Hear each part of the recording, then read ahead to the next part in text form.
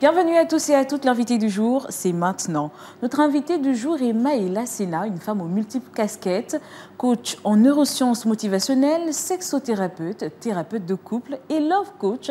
Elle aide les gens à transformer leur vie et elle est aussi avec nous sur ce plateau pour nous parler de ses multiples casquettes et au passage de cette conférence qu'elle organise le 26 juillet 2025. Soyez la bienvenue sur ce plateau, Madame Sena. Merci Jessica. C'est un plaisir de vous recevoir. Alors premièrement, comme je le disais tout à l'heure, vous avez plusieurs casquettes, coach en neurosciences motivationnelles, sexothérapeute, thérapeute de couple, love coach. Comment ces disciplines se complètent-elles dans votre approche pour accompagner les individus?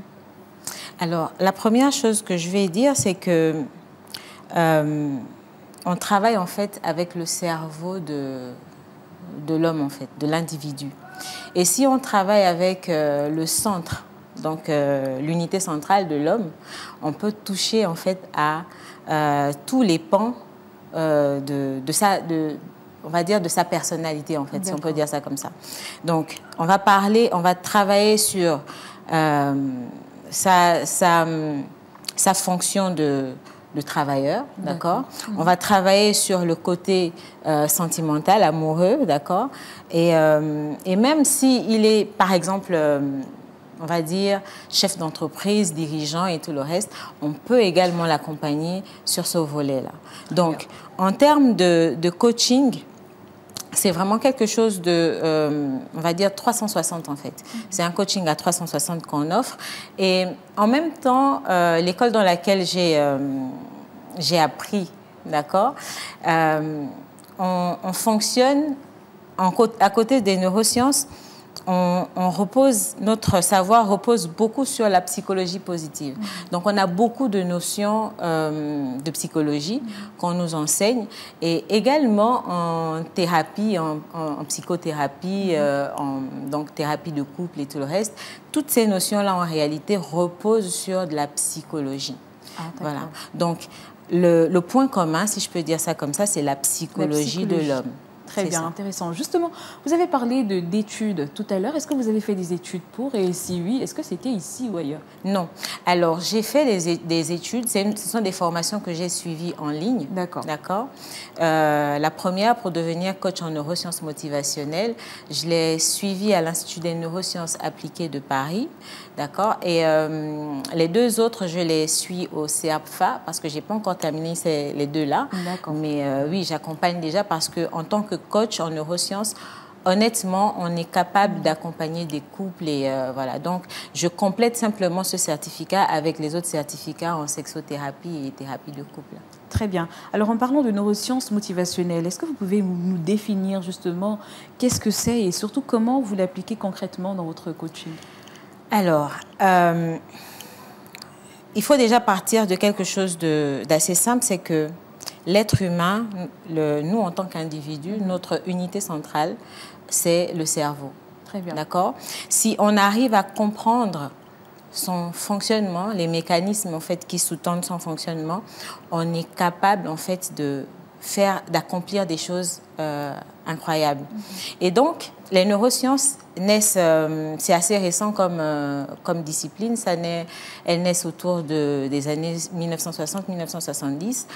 Même s'il y a des études sur le cerveau qui avaient été déjà faites à l'avant, un peu plus tôt, mais en tant que discipline, elles naissent vraiment dans ces années-là, donc 1960-1970.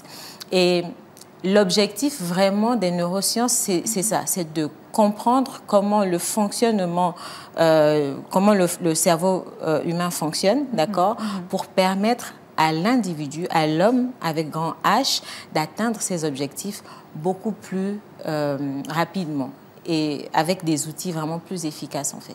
Très bien. Alors, vous travaillez également en tant que sexothérapeute et thérapeute de couple. Quels sont les défis les plus courants que vous observez chez les couples et comment vos méthodes les aident-elles à les surmonter?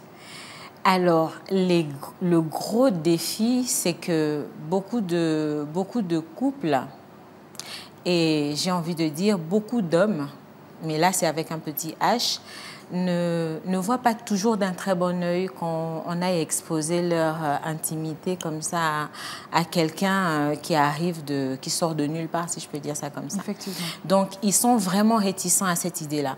En plus, il faut aussi se dire quelque chose, c'est que la santé mentale n'est pas quelque chose de très vulgarisé. C'est vrai qu'on en parle ces derniers temps, mais lorsqu'on parle de thérapie, lorsqu'on parle de coaching, tout de suite, les gens se braquent et se disent « Moi, je n'ai pas de problème, pourquoi vous voulez m'envoyer en thérapie ?»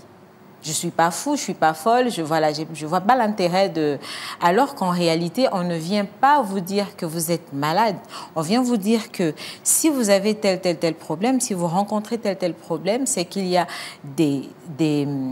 comment on va dire, des problèmes, la source, voilà.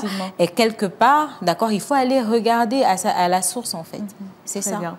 Et donc, les gens, enfin, c'est surtout les hommes qui sont réticents. Les femmes, ça va? Beaucoup plus les hommes. Les femmes, elles sont beaucoup plus ouvertes, déjà que je suis une femme, donc ça passe un peu plus, d'accord? Le feeling, il passe un peu plus avec les femmes, donc elles sont plus ouvertes à l'idée de venir se partager leur intimité, les problèmes qu'elles rencontrent dans leur quotidien. Mais les hommes, c'est un peu plus difficile quand même. Même si j'en ai quand même déjà reçu 2 ou 3. Ah, c'est très bien.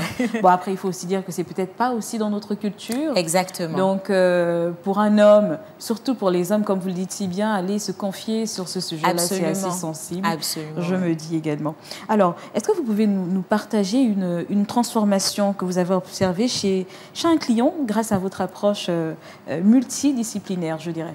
Alors, y a une personne qui me vient à l'esprit là tout de suite, c'est qu'elle venait en fait à la base pour consulter parce qu'elle avait des problèmes de sommeil, d'anxiété et de déprime.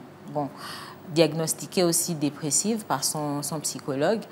Mais moi, je ne suis pas psychologue. C'est vrai qu'on s'appuie sur la psychologie, mais je ne suis pas psychologue. Donc, elle est arrivée avec ce problème-là de sommeil et d'anxiété. Et nous, on a des mécanismes pour aider les gens à sortir de ces états de stress chronique-là. Et donc, on a travaillé là-dessus. Vraiment, on a fait un gros travail, elle et moi. Et dans le groupe en fait, que j'anime, c'est un groupe de parole, d'accord, que j'anime. Et donc, elle a vraiment été assidue pendant tout le temps qu'on a fait notre travail. Et à la fin, mais même avant la fin, il y avait déjà des résultats qui se voyaient parce qu'elle a vraiment guéri on va dire, elle a commencé, parce que la guérison, elle ne se fait pas en un claquement de doigts. Elle a commencé, en fait, sa guérison, elle a amorcé sa guérison en travaillant, en fait, sur sa relation à ses parents, à son ex-conjoint, d'accord? Et elle a pu, en fait, comprendre que malgré tout ce qu'elle avait vécu, elle pouvait s'autoriser à être heureuse et à ressentir de la joie et du bonheur à exister en fait. Et après ça, ça a eu une répercussion sur le reste de sa vie, même dans le business. C'est magnifique. C'est ça. Alors, vous organisez une conférence, je le disais tout à l'heure, très intéressante, le 26 juillet, intitulée « De la survie à l'abondance ». Encore que là, j'essaye de rétrécir plus ou moins, c'est le point. C'est ça. Oui, c'est-à-dire comprendre ses blocages financiers et bâtir une relation saine avec l'argent. Pourquoi avoir choisi ce thème-là? La raison, elle paraît déjà simple. Au départ, c'est que quand on nous a formés, on nous a dit « Vous allez être les coachs que vous auriez aimé être, ou avoir en fait, pas être. Vous allez être les coachs que vous auriez aimé avoir. Moi, j'aurais aimé que quelqu'un vienne me dire à l'époque que « Maëla, écoute, ton rapport à l'argent, il n'est pas sain du tout. Il faut revoir les choses. Parce que si tu te retrouves dans cette situation où tu es tout le temps un peu sur la corde raide, c'est que c'est un peu... voilà, il y a des causes qui sont sous-jacentes. Il faut aller regarder là-bas. Ça, c'est la première raison. Donc, j'ai envie de partager ce que j'ai appris. D'accord. Et ensuite, les neurosciences mettent la lumière sur beaucoup de choses. Et notamment le fait que notre rapport à l'argent, il est très lié en fait à notre passé. D'accord. D'accord, à notre environnement, l'environnement dans lequel d'où on sort en fait. Et donc aujourd'hui, j'ai envie d'aider les gens à comprendre d'où leur relation à l'argent naît, comment elle naît et comment ils peuvent s'en libérer aujourd'hui pour envisager un avenir meilleur. Mais justement, de votre point de vue, quel est le plus grand obstacle que les gens rencontrent pour passer d'une mentalité de survie à une mentalité d'abondance financière, et comment peut-on commencer à le démanteler? Le plus grand obstacle, c'est la permission. Les gens ne s'autorisent pas à se dire « j'ai besoin d'argent » ou « je veux avoir plus d'argent » en fait, ou « je veux avoir plus de possessions simplement », ou « je veux vivre dans un environnement où je ne ressens pas nécessairement le stress de ne pas posséder autant d'argent que les autres. » C'est ça en fait. Ça, c'est vraiment le premier souci, c'est la permission. Les gens ne s'autorisent pas parce que, encore une fois, on a mis beaucoup de tabous autour de la question de l'argent. Et donc, ça fait que lorsque quelqu'un ressente, c'est difficile d'entendre, c'est assez rare d'entendre quelqu'un dire « je veux être riche ». Oui. C'est assez rare les gens qui le manifestent et qui le disent clairement, voilà, ouvertement. Quand on le dit, tout de suite, on va le taxer de quelqu'un de vénal, de quelqu'un de trop ambitieux, de ceci et de cela. Mais alors que l'ambition, ça n'a rien de mauvais, ça n'a rien de méchant. Effectivement. Voilà. Donc, l'objectif ici, pour moi, c'est vraiment de démystifier tout ça et de dire aux gens, vous avez le droit. Très bien. Alors, Madame Maïla Sena, est-ce que vous pouvez nous donner des informations supplémentaires justement sur cette conférence? Alors, pour la conférence de Libreville, elle est censée se tenir le 26 juillet 2025, d'accord, de 15h à 17h à Lucas Lift, d'accord, c'est à l'avenue de Cointet. Alors, notre invitée Maïla Sena nous a offert des clés essentielles aujourd'hui en tant que coach neurosciences, sexothérapeute, thérapeute de couple et love coach. Elle touche à l'essence de notre bien-être.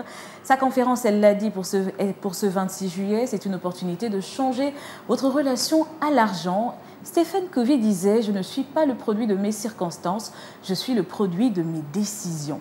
C'est avec cette citation que je vous dis à très vite pour un nouveau numéro de l'invité du jour. En attendant, bonne suite de programme sur Gabon 24.